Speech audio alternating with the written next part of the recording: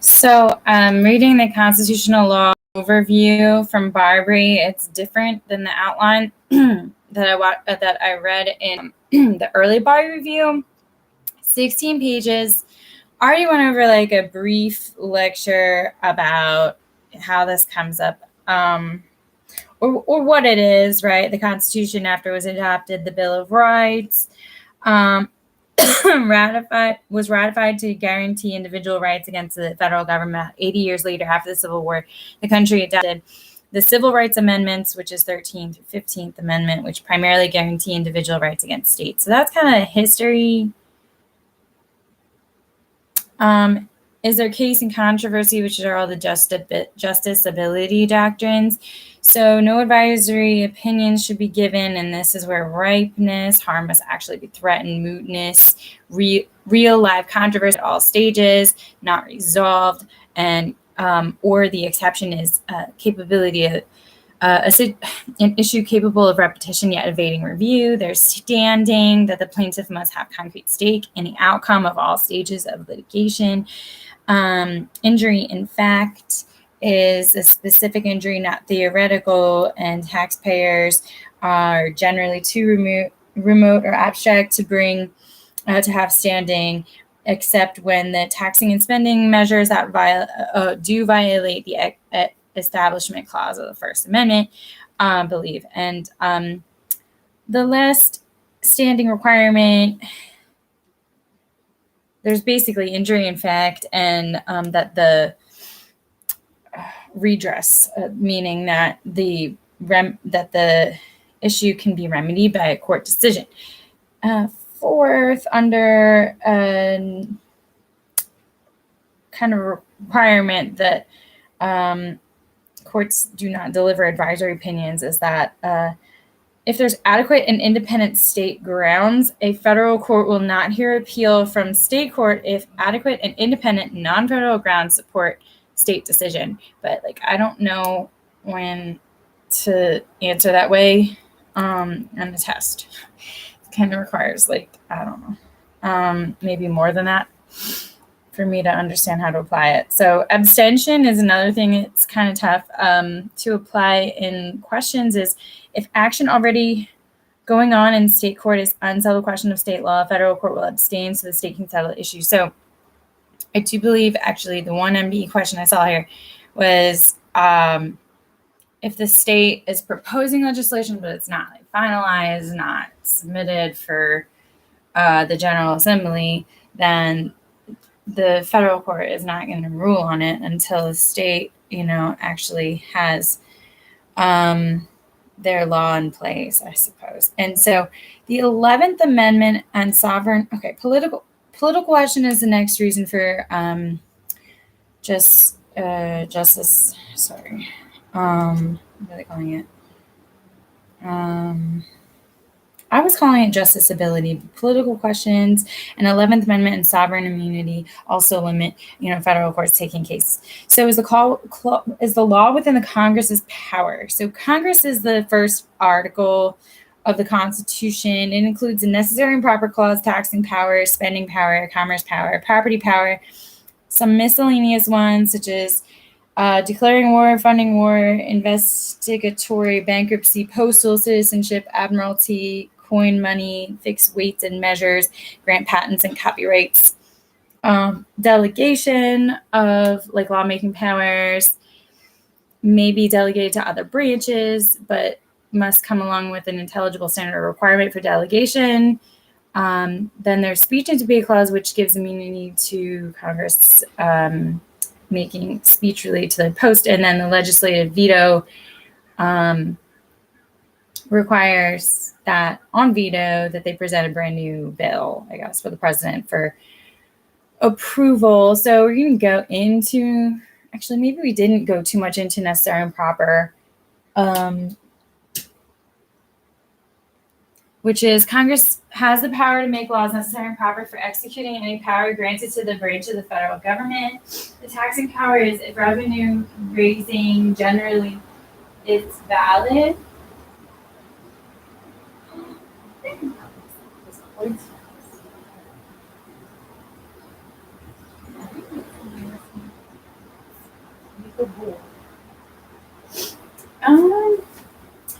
Spending may be for public purpose.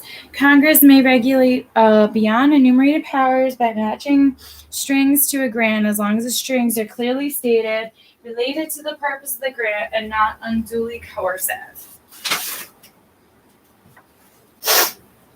All right, so the commerce powers. Congress may regulate channels of interstate commerce, instrumentalities of interstate commerce, and activities having a substantial economic effect on interstate commerce generally must be economic or commercial activity.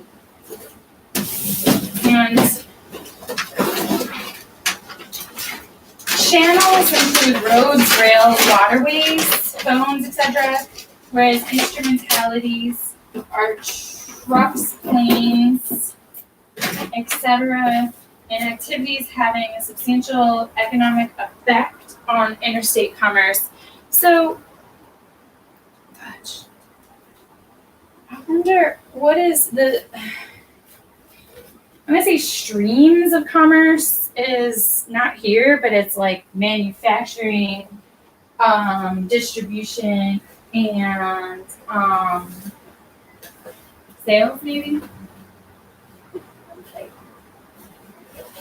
Production.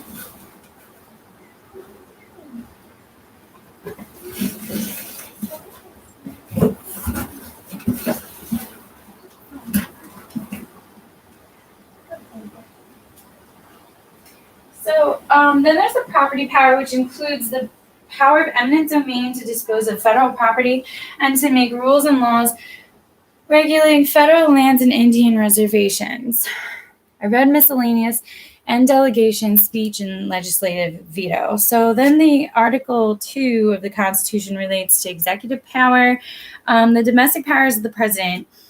You pay attention to these because apparently there's MBE questions on them and you can get really tripped up by them by not really knowing how to interpret them, because like they're said, they're words being said, but how they're interpreted is completely up to the discretion of the judiciary on different occasions, and so it's not really all that logical, surprisingly, how they've been applied in the past. So just, here they are. I'm gonna race through them so that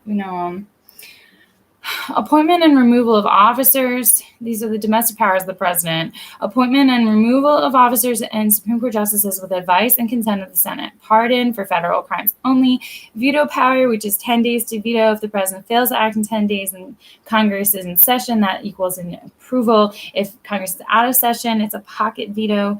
And there's no such thing as a no line item. Well, there's no line item veto, which means that a bill has to be rejected entirely, even if only one line of it could be fixed to reach acceptance. So power as chief executive orders. Look at the Youngstown case guide, which gives guidance from Justice Jackson. If express or implied authority from Congress, then an executive order is likely, or executive action is likely valid. If Congress is silent, action is valid if it does not impinge on the powers of another branch.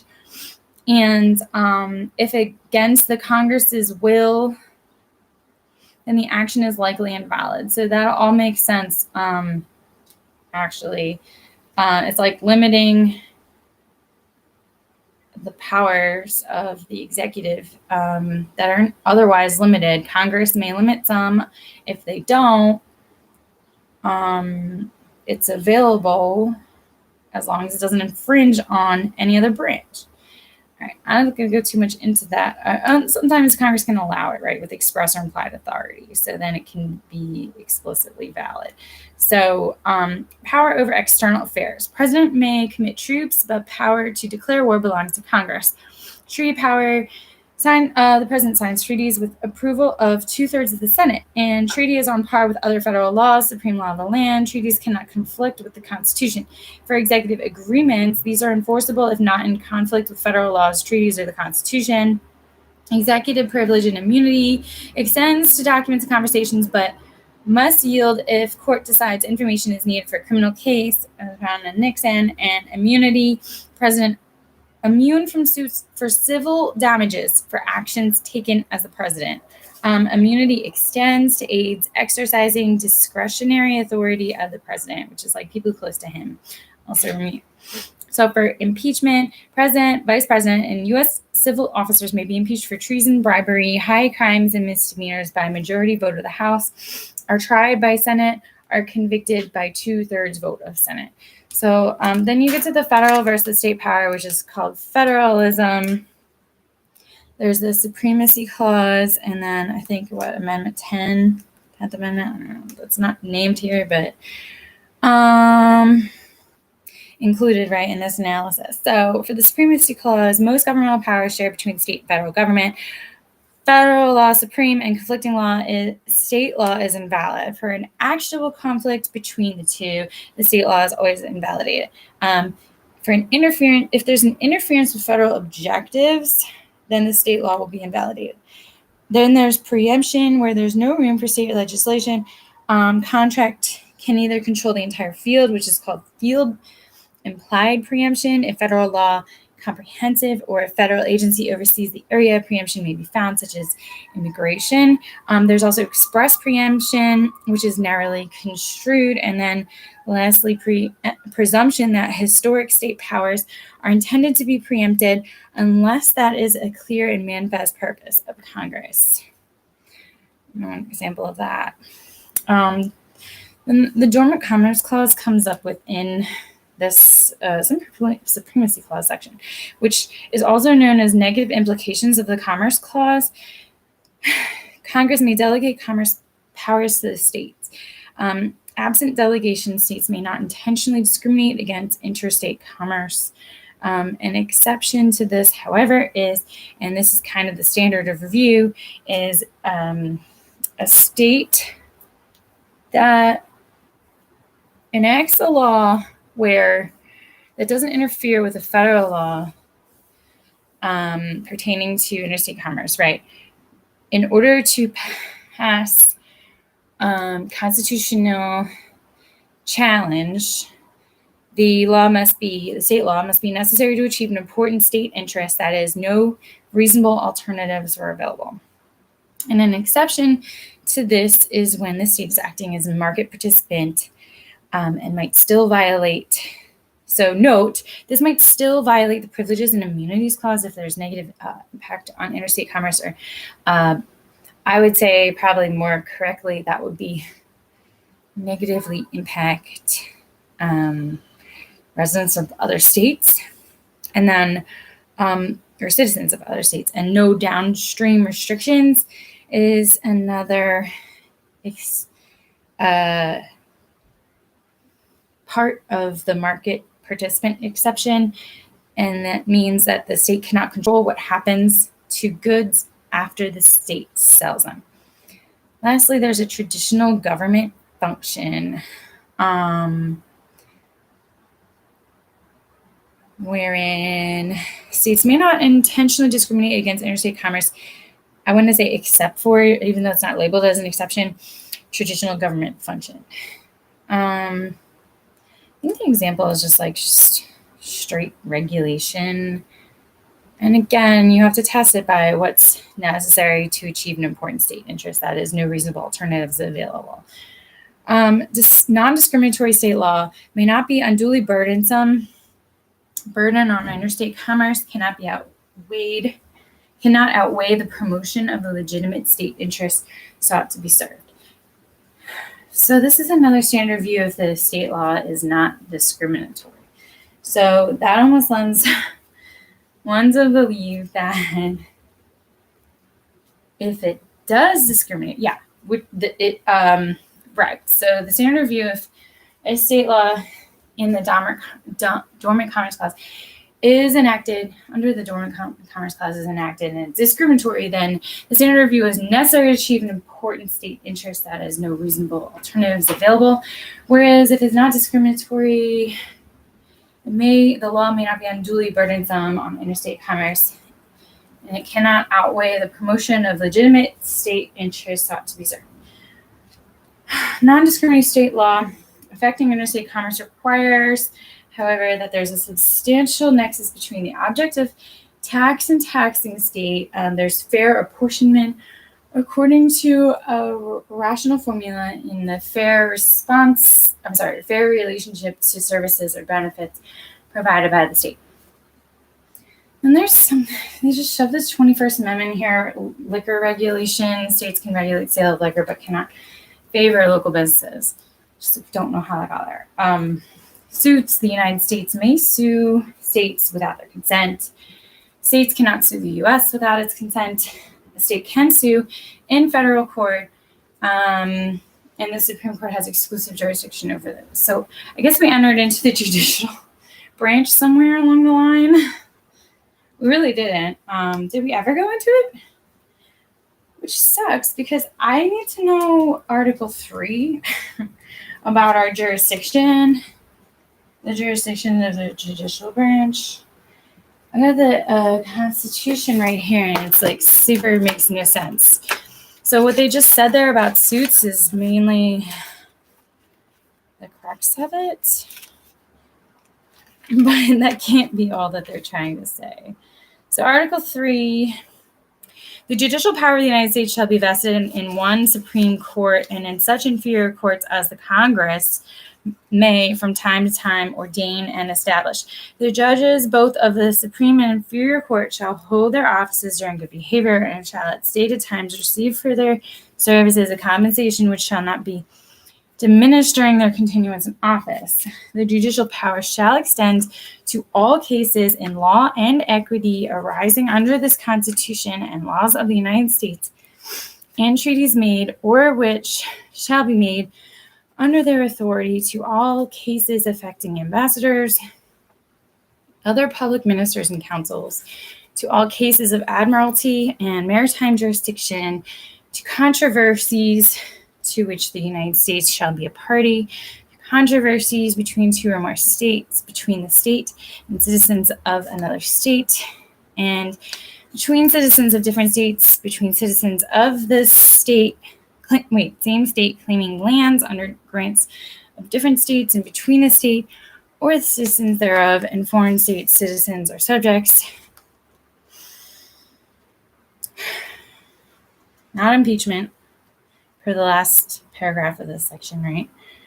And in all cases affecting ambassadors and other public ministers or consuls, and those in which a state shall be a party, the Supreme Court shall have original jurisdiction, which is what I was just talking about. In all other cases before mentioned, the Supreme Court shall have appellate jurisdiction as to law and fact, with such exceptions and under such regulations as the Congress shall make.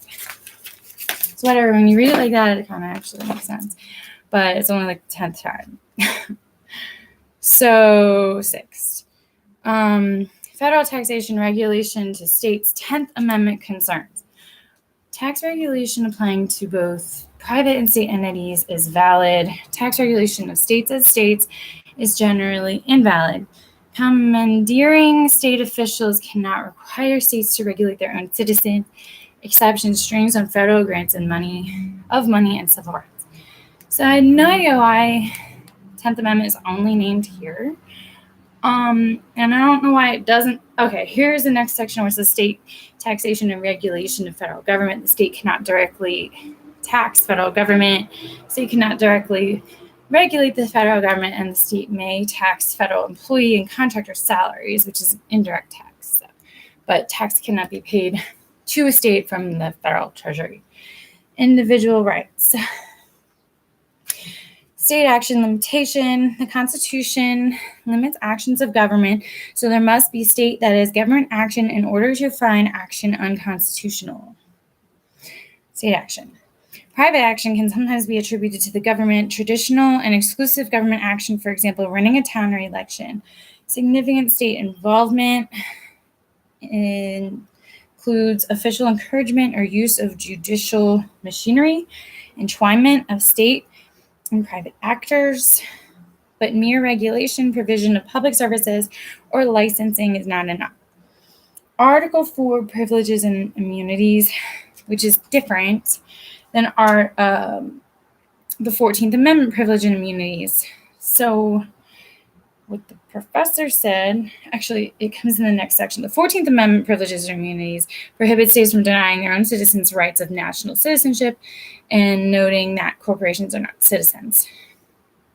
So that's denying citizens' rights of natural citizenship. Whereas under Article 4 privileges and immunities, it prohibits from discriminating against citizens of other states with respect to fundamental rights, exclusive of corporations and aliens which are not citizens. Mainly used to prevent substantially unequal treatment regarding commercial activities.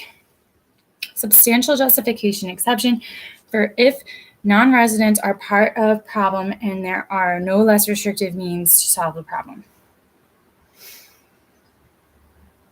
I'm not going to talk about the fundamental right to like relocate or move, because now I don't know where it goes based on what the Cheminsky had said in his lecture. I don't know, maybe that's just 14th Amendment. But then in the question and answer, okay, fundamental. Here it is, fundamental. So the right to move is most often when Article 4 privileges and immunities is protects. So it would thus prohibit states from discriminating against citizens of other states with respect to fundamental rights.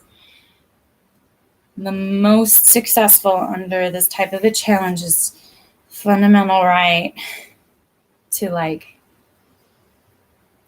move to relocate. But there's also unequal treatment regarding commercial activities, probably a lot less successful, but available under Article 4 privileges and immunities. And the standard of review for this Article 4 privileges and immunities is substantial justification exception if non-residents are part of, say, for instance, a problem that the state's trying to resolve and there are no less restrictive means to solve the problem. So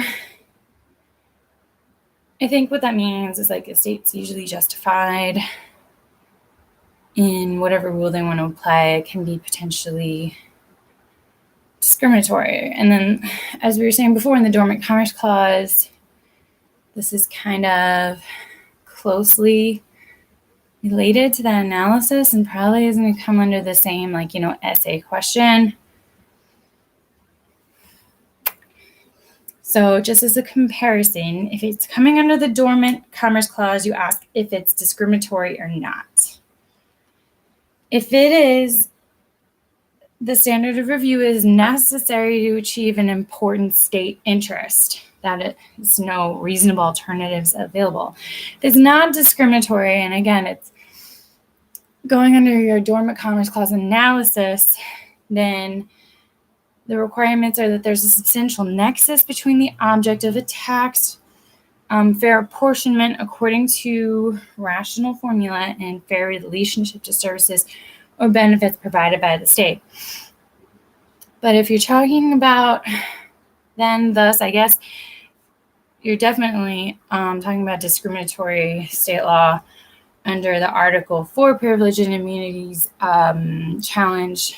The standard of review would be substantial justification if non-residents contribute to some state problem and there are no less restrictive means to resolve it. So all of that was Article 4. The 14th Amendment Privileges and Immunities Clause prohibits states from denying their own citizens rights of national citizenship.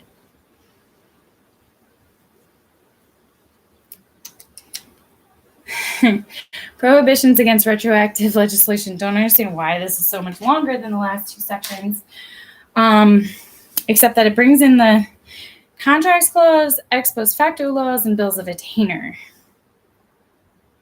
So for Contract Clause, why it comes in this section, fine, whatever. It applies only to the states, prevents only substantial impairment of a party's rights under an existing contract. The exception is that a law would be valid, a state law that is, if it serves an important interest and is narrowly tailored to promote that interest. Public contracts subject to stricter scrutiny.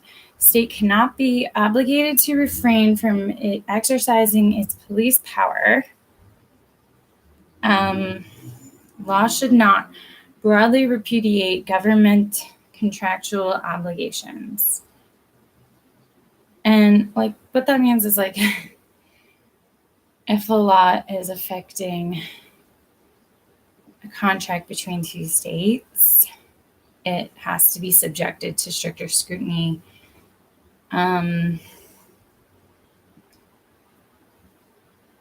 For reasons that can be incredibly unfair since they're making a law that affects that contract.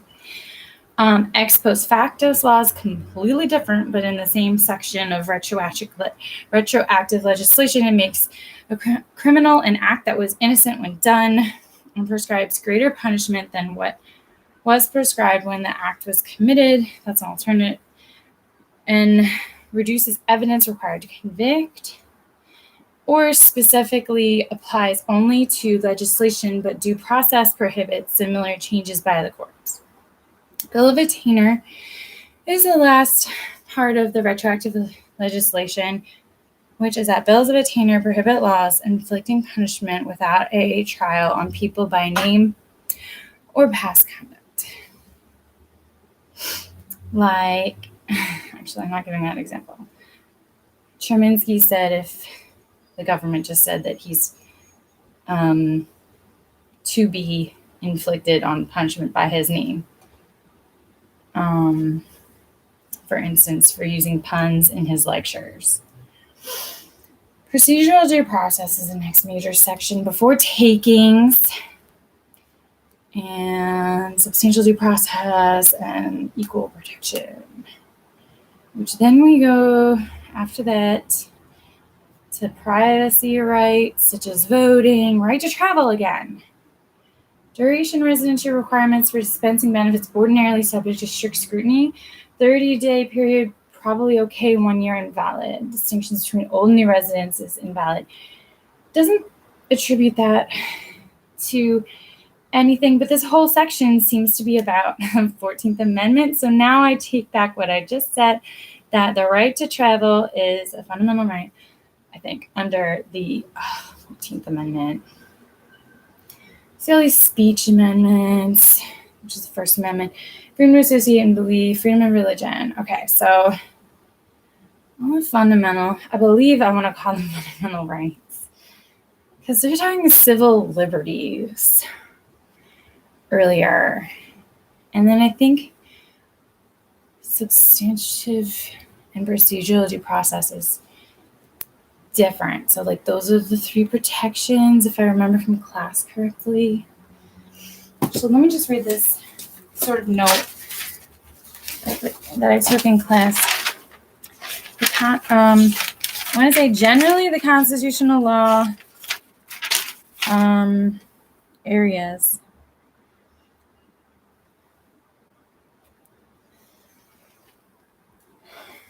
A protection, let's say.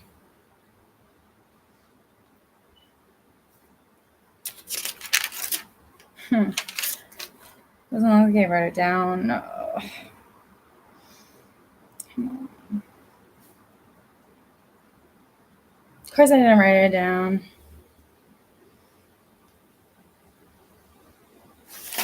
Maybe on this page.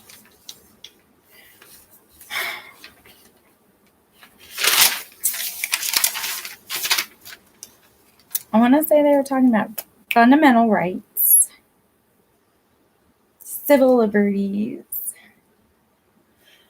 and I guess the other big area of protection from the Constitution, afforded by the Constitution, I'm going to just have to go on a limb and say it's economic, substantive, and procedural due process in some form.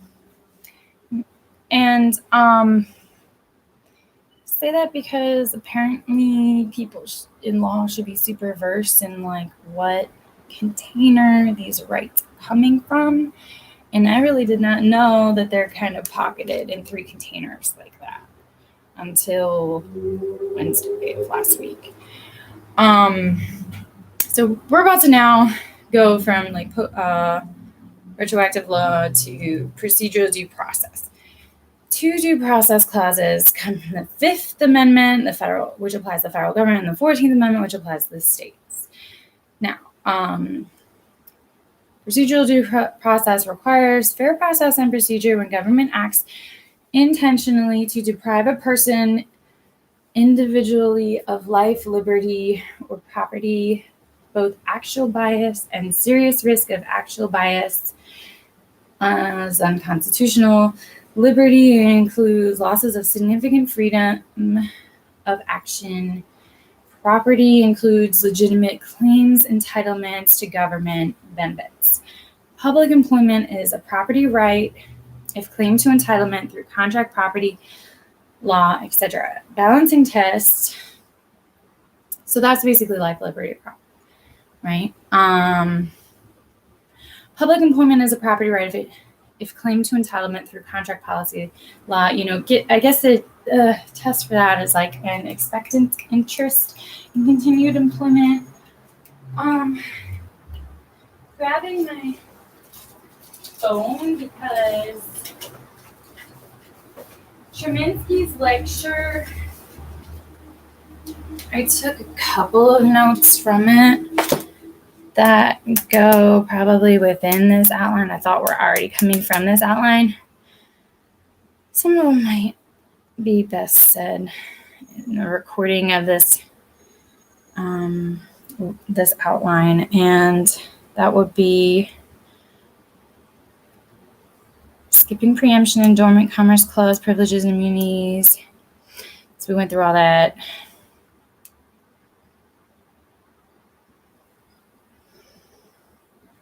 Okay, deprivation of property. They're now referring to it more so as entitlement is not fulfilled. And an entitlement is a reasonable expectation of continued receipt of a benefit.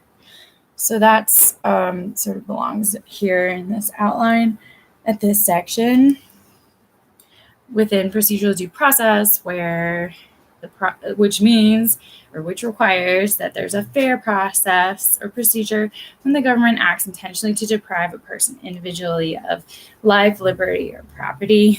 And that helps you understand what is property.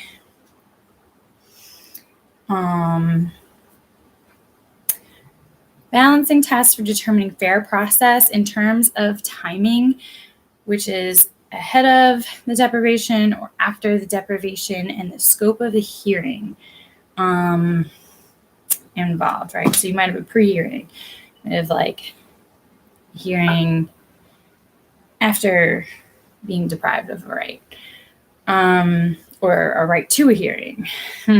So the court weighs importance of the individual right, the value of the specific procedural safeguard involved, and the government interest in fiscal and administrative efficiency. So they kind of break down into 3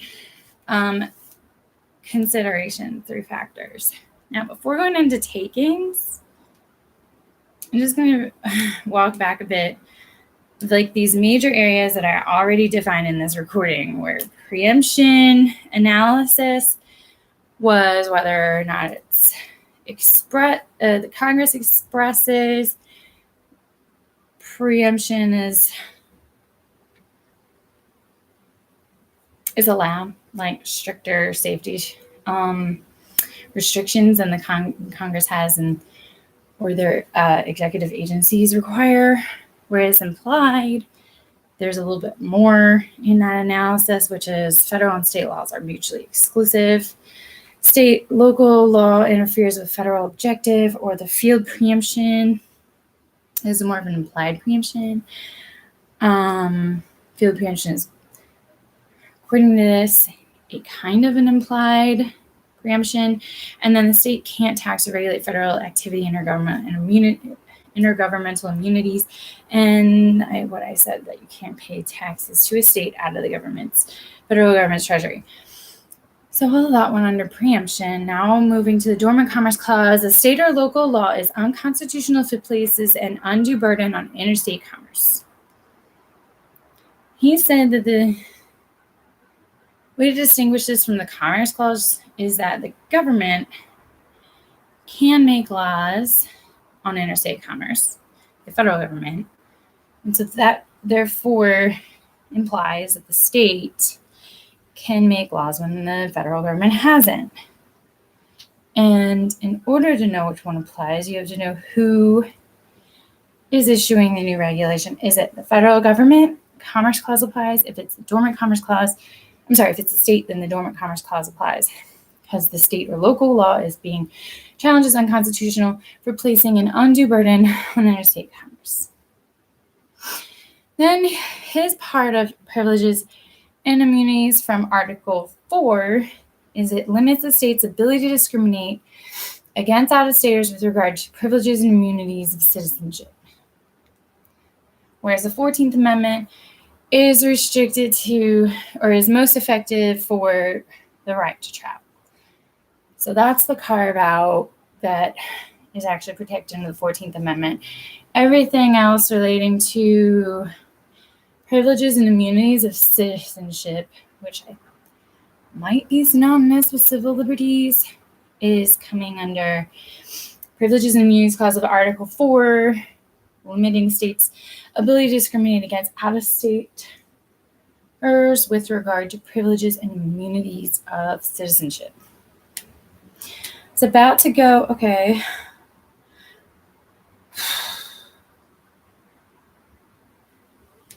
Just never forget in every single essay, if you're talking about protection of rights deprived by the state, to make sure that we talk about the Bill of Rights applies directly to the federal government, but the 14th Amendment Due Process Clause applies most of the Bill of Rights to states and local governments. That has to be part of every essay. And we talked about what is entitlement and property deprivation. And then the next section we're going to is the takings. What notes Chemerinsky put on the screen was possessory taking, no accompanying notes, regulatory taking, no reasonably economic viable use remains for the owner, conditions on development which benefit roughly proportional to the burden and can challenge pre-existing regulations, temporary denial of development must be reasonable. He gave all of the cases that back this up, and I will have them in my outline, which I will read once I'm done reading this Barbry's kind of slimmed down outline. My outline includes the professor's analysis for each of these areas. So I'll be reading that probably in a separate recording, since I'm already at 40 minutes going into this Barbry outline, and I still have like 7 pages to go. I might actually break it up. So we have 1 page right now, takings and substantive due process. And then we'll go into the equal protection, which I think is, in other words, fundamental rights. We'll go into that in another recording, because this is all in the first semester of my class, and then the second semester, I'll just read the outline, make sure I've got both semester outlines combined, and if not, that might help me fine-tune how much of this Barbry outline we're going to expand upon. So for takings, if the government takes land for a public purpose, it must provide just compensation. The public purposes are liberally construed. Actual or physical appropriation almost always is a taking, even if property taken is small, with an exception of emergencies.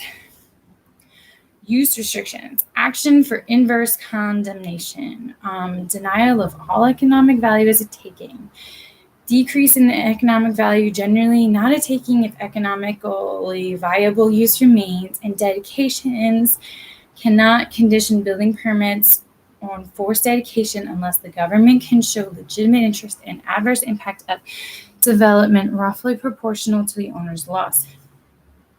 So just compensation is reasonable fair market value of the property taken at the time of the taking. The last section I think I'm going to report on right now is substantive due process. There's two due process clauses: Fifth Amendment federal, 14th Amendment to the state, which applies to the states, and the prohibition against unreasonable laws, or it prohibits against unreasonable laws. Reasonableness test depends on interest involved. For a fundamental right, such as voting, interstate travel, privacy, First Amendment rights, strict scrutiny is applied, which means that the government must prove action is necessary to achieve a compelling government interest. All other interests is a rational basis analysis that the challenger must prove the action is not rationally related to any legitimate government interest. And this all requires, the fourth part of substantive due process is that this requires laws to give fair notice of conduct that is forbidden or required. So the standard of review is somehow determined by substantive due process. I get it. Equal protection is the next section. I kind of read the areas.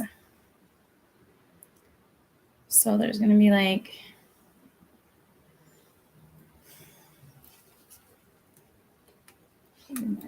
40 minutes, and I have 7 pages left. Reading outlines is hard because it's kind of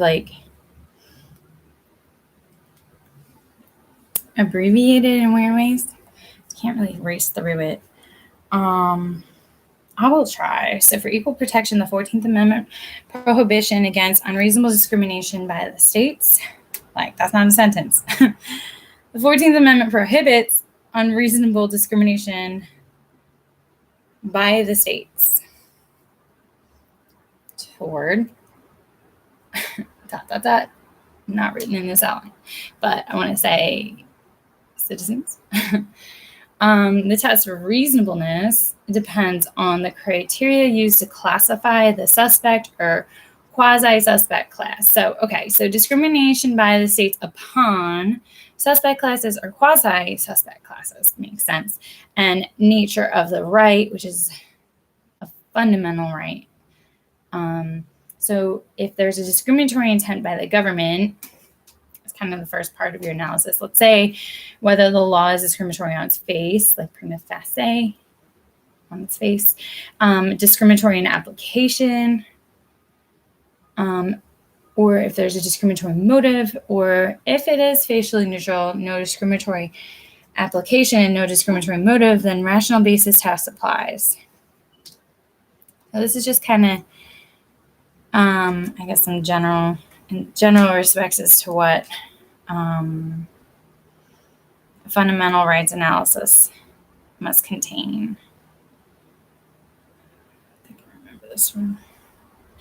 Class is hard to limit this stuff. Suspect classification, on the other hand, so you're kind of looking at a state law. If you're looking at federal law, it's the Fifth Amendment protection. But this section is talking about states.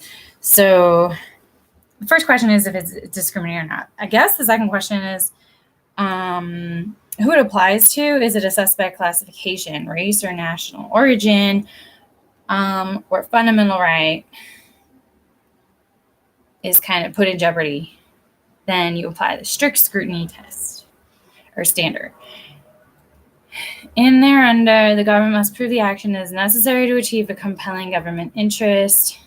for affirmative action which favors minorities, these can be invalid unless the rule regulation proposed by the state is to seek to remedy past discrimination within the jurisdiction. And race can be a factor considered in admission of students in institutions of higher education to achieve a diverse student body, but cannot be a special weighty factor in the application process.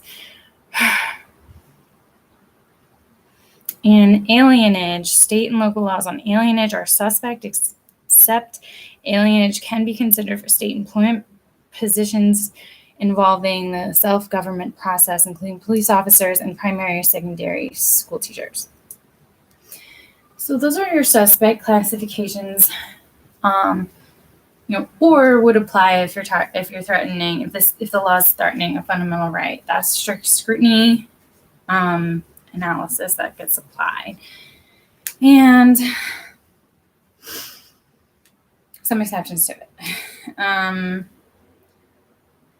Quasi-suspect classifications, which involve like sex and legitimacy of children, are subject to intermediate scrutiny. The government must show a discrimination is substantially related to an important government interest. Under intermediate scrutiny. And that, again, intermediate scrutiny is the sex and legitimacy quasi-suspect classification. All other classifications are, what is intermediate scrutiny again? Just remember, and always remember, is between strict and rational basis, and the definition of it is that the government must show discrimination substantially related to an important government interest.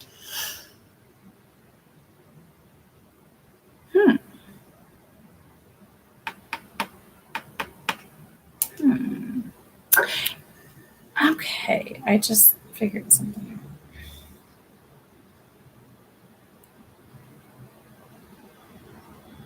But before I say it, I'm just going to go on to what is subject to the rational basis standard. Well, sex discrimination is a quasi-suspect classification. Exceedingly persuasive justification is required. Interest must be genuine and not hypothesized. That's coming under the quasi-suspect classification.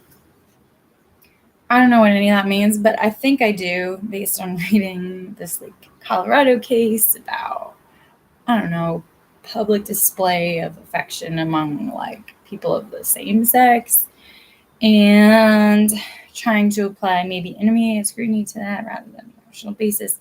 Hard to say, because there's not enough information here for me to help me understand what exactly is being suggested. Just under the quasi-suspect classification involving sex and legitimacy and applying the intermediate scrutiny standard, you see this kind of subpart 2, sex discrimination - exceedingly persuasive justification is required, and the interest must be genuine and not hypothesized. So actually, I think reading that again, I think you're talking about women can naturally have children and men can't. So some of the laws are disproportionate between men and women generally in that distinction, and for that and are justifiable for that reason. But it needs to be exceedingly persuasive justification for instance, if you're establishing paternity for a man, that's more to ask for than a woman, because a woman was there,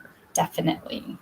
And it's not so hard to prove a mother as it is to prove a father. So that's where you might get rules that are slightly more burdensome on a man than a woman, for example. I think that's where they're going with that. Not sexual orientation, which is probably looked at under the all other classifications rational basis standard. And it doesn't give me that, but rational basis is reasonably related to a legitimate government interest. I think I should know. strict scrutiny, right, is necessary to achieve a compelling government interest, which has to be proved by the government. All others are rational basis. Challenger must prove the action is not rationally related to any legitimate government interest. So rationally, not reasonably, rationally related, rational basis. That's not so hard. Whereas intermediate is substantially related to an important government interest. So then we go into like a new section after equal protection, which is like abortion and other privacy rights, in which case I'm going to just read from this one slide that Cherminsky had on the screen, which was privacy-related rights, which was marriage, procreation, custody, keeping the family together, parental rights, purchase and use of contraceptives, abortion, which is limited, undue burden test for during pre-viability. And then there's private consensual adult sexual activity, refusal of medical care with some limits, and it does not include physician-assisted death. Right? So those are privacy interests. So they just kind of talk about them. At least abortion is what comes up next. So compelling interests. And obviously, abortion is a little bit different. So maybe I'll just go into other privacy rights first and then go into abortion. So for like everything I just listed, including marriage, use of contraceptive, possession of obscene reading material in the home, except child pornography, right to live with extended family, right to educate and raise children, all of those other privacy rights, limitations generally subject to strict scrutiny or at least intermediate scrutiny, but language in cases is not consistent. And so intimate, private, non-commercial sexual contact between fully consenting adults, there's no legitimate government interest in regulation of those relationships. And so now I'm going to abortion, which is slightly different because there's competing interests. There's the mother's right to privacy versus the fetus's interest in becoming a child. So pre-viability, there's no undue burdens on the right to obtain an abortion, whereas post-viability rules may prohibit abortion except when the woman's health is threatened. And then fourth, no right to government funding of abortion services. And it says here in Cherminsky's list, there's limited undue burden test for pre-viability. So in the pre-viability where no undue burdens on the right to obtain abortion has been kind of the case for that is like Casey versus Pennsylvania or Pennsylvania versus Casey. Casey case changed Roe versus Wade. And then Roe versus Wade being challenged in 2022 is not going to be part of the bar for July of 2022. So just pretend, which is good because I'm paying attention to it. Voting rights, short residency requirement, for example, 30 days is valid, and one person, one vote is kind of a new rule because the Constitution had something different written. And was thus changed by amendment. Congressional elections, almost exact mathematical equality required. A few percentage points may be fatal. And state and local elections, variance not unjustifiably large, 16% variance is upheld. No idea how to apply that on the test. Fees cannot preclude indigent candidates from voting. Doesn't say what type of scrutiny to use or anything like that. But I imagine it's strict. But again, I don't know. Maybe we'll get to that in my outline. So, right to travel interstate, durational residency requirements for dispensing benefits, ordinarily subject to strict scrutiny, which is not going to apply if there's only a 30-day probationary period, but over a year is totally invalid. Distinctions between old and new residents is invalid. So there's your right to travel under the 14th Amendment. Duration of residency requirements for dispensing government benefits is ordinarily subject to strict scrutiny because it's citizens' rights of citizenry. And that was also another thing I was going to say is these are called individual liberties. So how are civil liberties, individual liberties, and fundamental liberties? Those might be your three buckets. I don't know. Sure. We definitely have civil liberties and fundamental rights. Freedom of speech. First Amendment limits government regulation of private speech. And the First Amendment, is inapplicable to government speech. Permanent monuments on government property, a form of government speech. Government funding of private speech generally must be viewpoint neutral. For instance, government funding of the arts. Regulation of speech based on content generally is prohibited. The exceptions are unprotected categories. C7 infra, which is clear and present danger of imminent lawless action. Fighting words, including true threats, obscenity, defamation, commercial speech, and prior restraints. So kind of back to those exceptions. Okay, those are exceptions to content-based speech restrictions. And the speech of government employees is broken into two parts. For official duties, it says the government may punish public employee for unwanted speech made as part of employee's official duties, and private speech of the government employee as a matter of public concern, balance the employee's right as a citizen to comment against government's interest as employer in efficient performance of public service, or as if it's not a matter of public concern, the private speech of government employee section, the employer has broad discretion to punish the employee's disruptive speech. Then there's overbreadth and vagueness. All of this is under the freedom of speech. So this is just a new section under that, where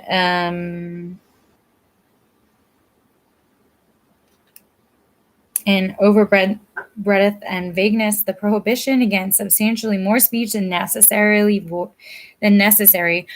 voidable as to affected person for overbreadth. Prohibition including a substantial amount of protected speech compared to its legitimate sweep is void as to everyone. So that's kind of your as applied overbreadth analysis. And then regulation failing to give reasonable notice of what is prohibited has a chilling effect on speech and violates due process. Official cannot have unfettered discretion over speech issues. So that's overbreadth and vagueness. Scope of speech includes freedom to refrain from speaking. Mandatory financial support of government speech. There's no First Amendment concerns. That's weird. Mandatory financial support of private speech is protected. And speech includes symbolic conduct. I have no idea what those first two parts mean about the scope of speech. Includes freedoms to refrain from speaking.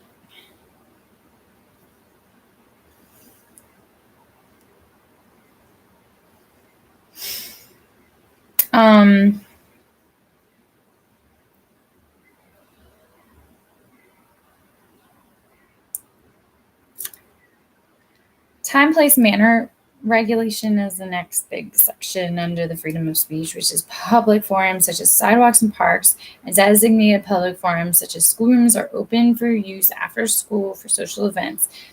As applied to them, regulation will avoid strict scrutiny and can be upheld if the limitation is content neutral, narrowly tailored to serve an important government interest, and leaves open alternate channels of communication. Whereas for limited public forums, that is public property open for expressive activities only on a certain topic, and non-public forums, which is public property not open for expressive activities, regulation is valid if it's viewpoint neutral and reasonably related to a legitimate government purpose. Unprotected speech is the next section. As I'm attempting here to highlight. The standard of review for limited and non-public, which is viewpoint neutral and reasonably related to a legitimate government purpose, will make the regulation valid, meeting those criteria. So for unprotected speech, some speech is not protected by First Amendment. Okay, and this we just went into clear and present danger of imminent lawless action. Incitement, that's what they call that. Not written here, but I call it incitement. Fighting words, including true threats. Statutes are often overbroad or vague. For fighting words, obscenity tests it's whether it appeals to prurient interest in sex and portrays sex in a patently offensive way and does not have any serious literary, political, or scientific value judged from a standard, but I think it's like a community standard. Oh, it says national standard. National standard. Standards for minors may be different and can prohibit pictures of minors engaged in sex that would not be obscene if engaged in by adults. Zoning ordinances may limit the location of adult entertainment establishments designed to reduce the secondary effects of such businesses. For example, a rise in crime and reduction in property values. Defamation, also unprotected speech is there's three kinds here: public official or figure. The plaintiff must prove actual malice if the defamation is against a public official or figure. Actual malice means knowledge of falsity or reckless disregard as to the truth, whereas private individuals suing on a matter of public concern must prove at least negligence rather than actual malice standard. And for privacy torts, a media defendant cannot be sued for publishing a true fact about a public record lawfully obtained. So, it's super rare for a private individual with private concerns to really be able to successfully bring a defamation suit against, in this case, a member of the media. Commercial speech. If speech is about unlawful activity or untrue or misleading speech, it's unprotected. If commercial speech regarding a lawful activity is not false or misleading, the regulation is valid if it serves a substantial government interest, directly advances that interest, and is narrowly tailored to serve that interest. So there's like a lot of steps you would have to go through to apply this to in an essay. You kind of need to know what's protected, what's not protected, and how protected it is. So for all of these sections. And complete bans on commercial speech are usually invalid. Prior restraints, which is funny, it's the last area of unprotected speech. No. Okay. Unprotected speech ended at defamation. Commercial speech was its own section. Prior restraints is its own section. So, prior restraints are invalid unless justified by a special societal harm or pursuant to contract. And the procedural safeguards involve standards must be narrowly drawn, reasonable, and definite. The injunction must be sought promptly, and there must be a prompt and final determination of validity of restraint. And broadcast media may be more closely regulated than the press, cable TV between the two. Internet regulation subject to strict scrutiny of content-based. So, it doesn't really define what prior restraints are. I believe there's two different kinds. So one's kind of judicial. The judge says you can no longer ever publish something on your website or something that's obscene, whatever. And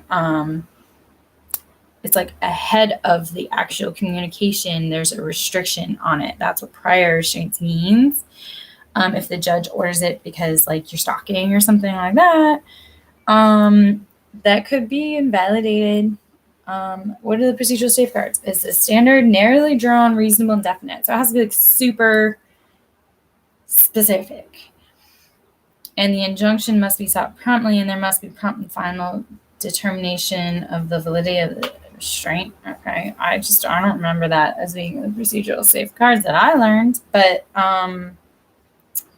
they're written here. So the other prior restraints would be like a law that says that like nobody can like stalk and put pictures of their subject on their website. That's too general, apparently, I think. But nonetheless, I'm not even good examples here because I'm not Barbary. Freedom of association. Oh, good. There's only 2 more pages. Okay, freedom of association and belief for the electoral process sliding scale to judge restrictions on electoral process. A and B. A, severe restriction on First Amendment activity must be narrowly tailored to achieve a compelling purpose. Because like pretty much all First Amendment restrictions, like such as association and belief, are narrowly tailored to achieve a compelling purpose, or strict scrutiny, basically. I mean, most of the time. Why? It's the First Amendment. It's the first one that they thought of because it's most important to the founders of the United States of America. So reasonable and non-discriminatory regulations are generally valid, though. So weird. Government employees may be sanctioned for speech undertaken as part of official duties. Balancing test determines whether other speech may be sanctioned. Right to comment on matter of public concern versus government interest in efficient and orderly workplace. Third, under freedom of association and belief, is loyalty oaths for federal employees and public officials permissible if not abroad. Oath to support the Constitution and to oppose the legal overthrow of the government is okay, but that's like the only one. You can't like say like, I promise not to be a communist, because that isn't written here. Disclosure of, actually that's the main case that it came from. Disclosure of associations for government benefits and employment is permissible if it's relevant to the position. And school sponsorship of extracurricular clubs cannot be content-based if viewpoint neutral and reasonably related to a legitimate government interest. They can be content-based if they're viewpoint neutral and reasonably related to a legitimate government interest. Freedom of religion is the last page because no one cares anymore in this society. There's 2 kinds. There's the free exercise clause and the establishment clause. They kind of conflict against one another to basically just make religion like pretty low in the opinion of whatever society. But anyway, free exercise clause means no punishment of beliefs. There's a total freedom to believe as desired. However, the conduct cannot be punished solely because it's religious. General conduct regulation that incidentally burdens religious practice is generally valid. So an incidental burden on your religious conduct is generally valid. Religious exemptions for religious belief generally are not required except the Amish are exempt from mandatory secondary education, and conscientious objectors who refuse munitions work from unemployment compensation laws requiring applicants to accept any job. So this is like so under-inclusive of like what the free exercise clause is all about. So it seems to act as though like everything is okay. You never have to actually justify that your belief is reasonable. So since this is like the last section, as I said, the last section of anyone cares about, I should have the actual standard here in somewhat of an accessible manner, because I do believe it's the last.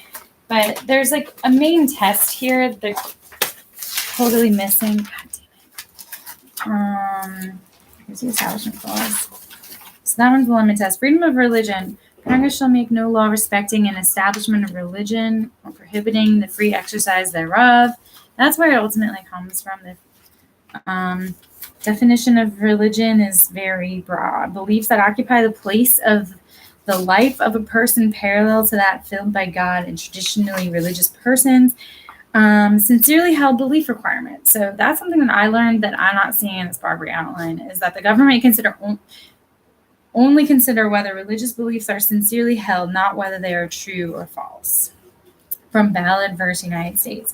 And sincere religious beliefs, even if different from the rest of the faith, are protected. So what I have is a pre-Smith development of free exercise clause law. And then, so that's pre-Smith.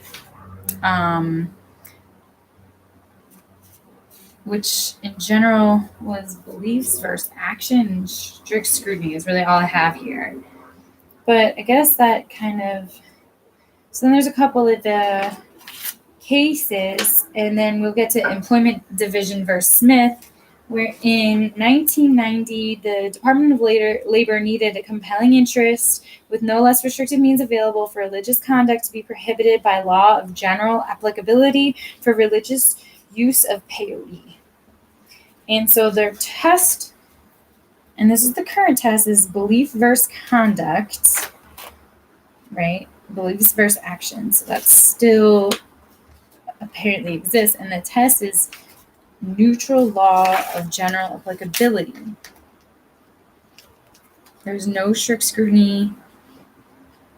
So post-Smith law, not making any sense, this is probably why Barbary didn't include it.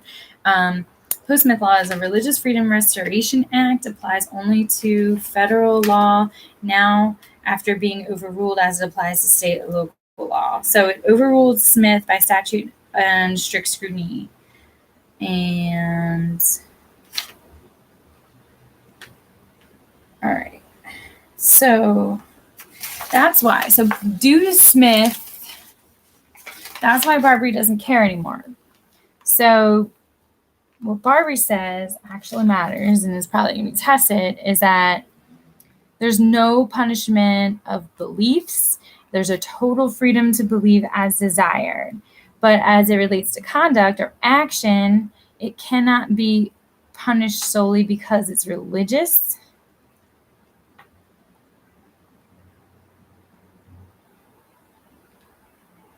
So it would be generally valid. Regulation would be generally would be valid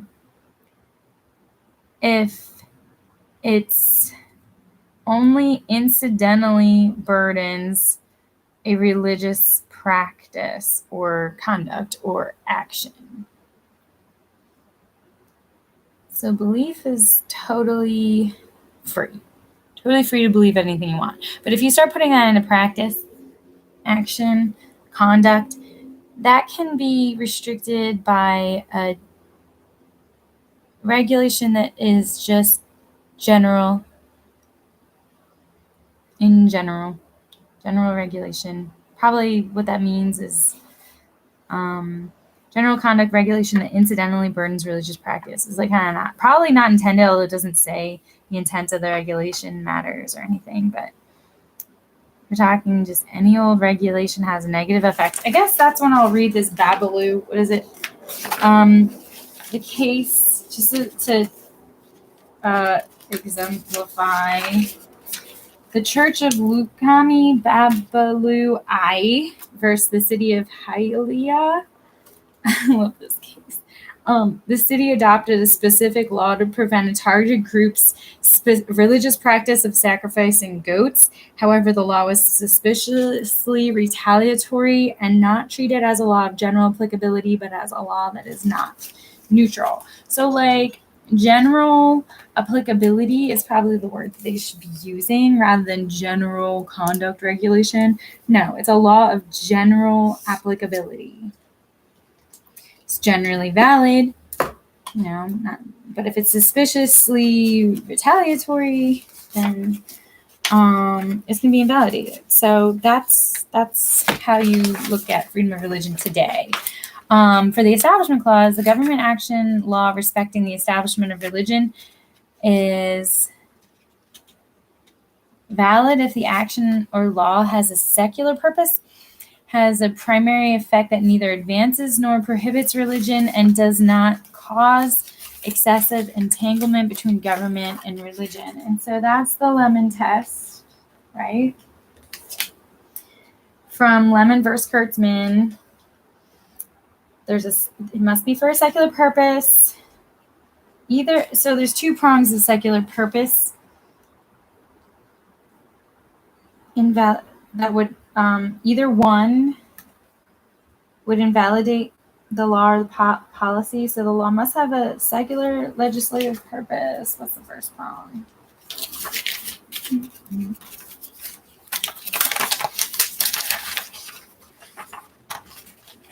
The secular effect requirement cannot advance or inhibit religion, and then the excessive entanglement. There cannot be excessive entanglement with religion. So I guess what they're saying is that a law has to have a secular purpose, which means that both of these prongs have to be met. Which one is that the law neither advances nor prohibits religion, and two, the law does not have an excessive government entanglement with religion. Here it says cause. It's not cause excessive entanglement between government and religion. So there's 4 examples. Prayer in public schools is generally prohibited. Invocation prayer at legislative sessions and town hall meetings generally valid.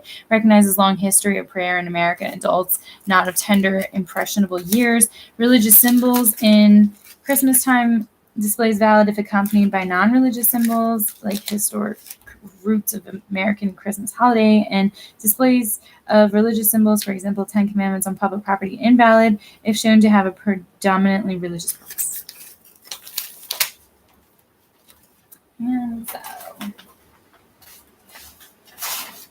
that's going to be the end of me reading what I was required to read from Barbary during the substantive part of the Black Letter Law course. Next, I'll probably read my own out. I want to read my own outline, but I also know it's like over 100 pages. It's going to go into all the same cases that Chermensky went into. It's probably going to take me like 4 hours. So maybe I'll just listen to Chermensky's. Since his case, he's probably correct on his case briefings, rather, where I probably could have been erroneous and lengthy.